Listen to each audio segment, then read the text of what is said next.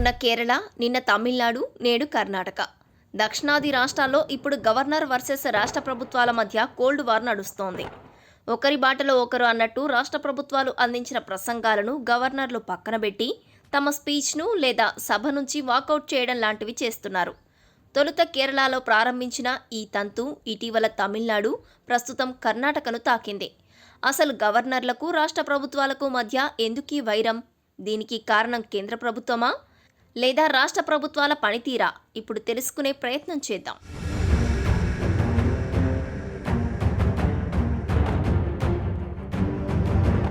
సాధారణంగా ఏడాది ప్రారంభంలో జరిగే తొలి అసెంబ్లీ సమావేశాలు గవర్నర్ ప్రసంగంతో మొదలవుతాయి. దీనికి రాష్ట్ర మంత్రిమండలి ఆమోదించిన స్పీచ్ను ఆయనకు పంపిస్తారు. దీనిపై ఏమైనా అభ్యంతరాలు ఉంటే ముందే గవర్నర్ ఆఫీసు రాష్ట్ర ప్రభుత్వానికి తెలియజేస్తుంది. అలా పలు మార్పులు లేదా యథావిధి ప్రసంగాన్ని గవర్నర్ సభలో చదువుతారు. ఇది ఏ రాష్ట్రంలోనైనా జరిగే తీరు. నిజంగా చెప్పాలంటే రాజ్యాంగం కూడా ఇదే చెబుతోంది. పైగా 1974 నాటి శంషేర్ సింగ్ వర్సెస్ పంజాబ్ స్టేట్ కేసులో గవర్నర్ కేవలం రాజ్యాంగబద్ధమైన అధిపతి మాత్రమేనని, ఆయన మంత్రిమండలి సలహా మేరకే నడుచుకోవాలని కోర్టు స్పష్టం చేసింది. ప్రసంగ పాఠం ప్రభుత్వం తయారు చేసిందే అయి ఉండాలని తెలిపింది. కానీ గత కొంతకాలంగా కొన్ని రాష్ట్రాల్లో, ముఖ్యంగా బీజేపీయేతర ప్రభుత్వాలు ఉన్న రాష్ట్రాల్లో గవర్నర్ వర్సెస్ రాష్ట్ర ప్రభుత్వాల మధ్య పచ్చగడ్డి వేస్తే భగ్గుమనే పరిస్థితి వచ్చింది.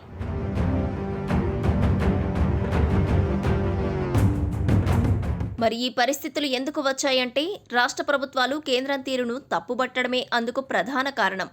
అవును, కేరళ, తమిళనాడు, కర్ణాటక ఈ 3 రాష్ట్రాల్లో వివిధ పార్టీలు అధికారంలో ఉన్నాయి. ఇవి కేంద్ర ప్రభుత్వంలో అధికారంలో ఉన్న బీజేపీని వ్యతిరేకిస్తున్నాయి. దీంతో రాష్ట్రాలకు కేంద్రానికి మధ్య గ్యాప్ వచ్చింది. ఈ గ్యాప్లో గవర్నర్లు ఉండాల్సి వస్తోంది. ఎందుకంటే గవర్నర్లను కేంద్రమే నియమిస్తుంది కాబట్టి.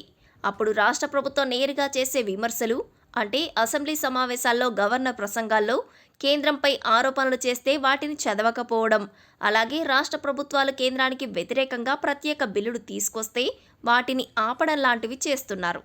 దీంతో రాష్ట్ర ప్రభుత్వాలు కోర్టులను ఆశ్రయించడం జరుగుతోంది.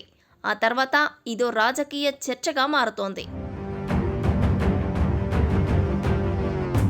ఇలానే కేరళలో గవర్నర్ రాజేంద్ర విశ్వనాథ్ అర్లేకర్ రాష్ట్ర ప్రభుత్వం అందించిన ప్రసంగంలోని 13, 15, 16 పేరాలను వదిలేశారు. అందులో కేంద్రం రాష్ట్ర హక్కులను కాలరాస్తోందని, ఆర్థికంగా ఇబ్బంది పెడుతోందనే విమర్శలు ఉన్నాయి. అంతేగాక జాతీయ గీతం, ప్రోటోకాల్ వివాదాలు కూడా తలెత్తుతున్నాయి. ప్రసంగం ప్రారంభంలో, ముగింపులో జాతీయ గీతం ఆలపించాలనే నిబంధనలపై కూడా వివాదం ఉంది. ఇటీవల తమిళనాడు గవర్నర్ ఆర్ఎన్ రవి తన ప్రసంగాన్ని చదవకుండానే అసెంబ్లీ నుంచి వాకౌట్ చేశారు. ప్రభుత్వం తయారు చేసిన ప్రసంగాల్లో తప్పుడు సమాచారం ఉందని, అలాగే సభ ప్రారంభంలోనే జాతీయ గీతం ఆలపించాలన్న తన అభ్యర్థనను తోసిపుచ్చారని ఆయన ఆగ్రహం వ్యక్తం చేశారు. కర్ణాటకలోనూ గవర్నర్ తావర్చంద్ గెహ్లాట్ ప్రభుత్వం రాసిచ్చిన ప్రసంగంలోని 11 పేరాలపై అభ్యంతరం వ్యక్తం చేశారు. ముఖ్యంగా ఉపాధి హామీ పథకానికి ఎంజీ నరేగా బదులు కేంద్రం తెచ్చిన కొత్త విధానాన్ని విమర్శించే అంశాలను ఆయన చదవడానికి నిరాకరించారు. కేవలం ఈ రాష్ట్రం ప్రగతి మార్గంలో నడుస్తోంది, సమావేశాలు విజయవంతం కావాలని ఆకాంక్షిస్తున్నా అంటూ 2 లైన్లలో తన ప్రసంగాన్ని ముగించారు. దీనిపై అధికార పార్టీ కాంగ్రెస్ ఘాటుగా స్పందించింది.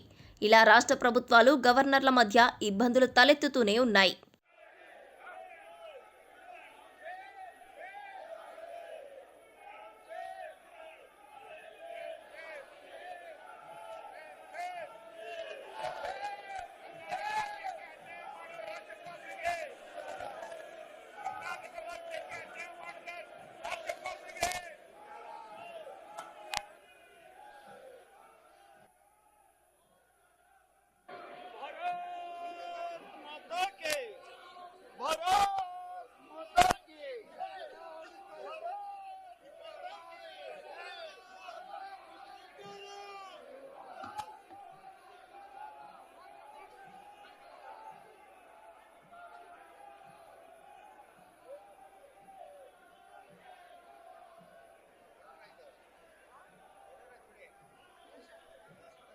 నిజానికి భారత రాజ్యాంగంలోని ఆర్టికల్ 176 ప్రకారం కొత్త అసెంబ్లీ ఎన్నికైన తర్వాత జరిగే మొదటి సమావేశం, అలాగే ప్రతి ఏటా మొదటి అసెంబ్లీ సమావేశంలో గవర్నర్ ప్రసంగించడం తప్పనిసరి. ఆ గవర్నర్ ప్రసంగం అనేది ప్రభుత్వ విధాన ప్రకటనగా ఉండాలి. అది ప్రభుత్వం ఆమోదించిన ప్రసంగం అయి ఉండాలి. ఇందులో గవర్నర్ తన సొంత అభిప్రాయాలను జోడించడానికి లేదా కొన్ని భాగాలను తొలగించడానికి వీల్లేదని రాజ్యాంగ నిపుణులు చెబుతున్నారు.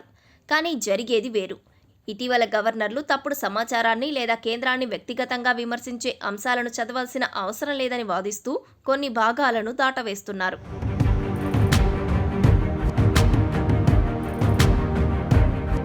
రాజ్యాంగం ప్రకారం గవర్నర్ ప్రసంగం అనేది ఆ రాష్ట్ర ప్రభుత్వాల లక్ష్యాల ప్రతిబింబం. అందులో మార్పులు చేసే అధికారం గవర్నర్కు లేదు. ఒకవేళ గవర్నర్ ఏదైనా భాగాన్ని చదవకుండా వదిలేసినా రికార్డుల్లో మాత్రం ప్రభుత్వం ఇచ్చిన పూర్తి ప్రసంగమే ఆమోదించబడినట్లుగా పరిగణించబడుతుందని నిపుణులు చెబుతున్నారు.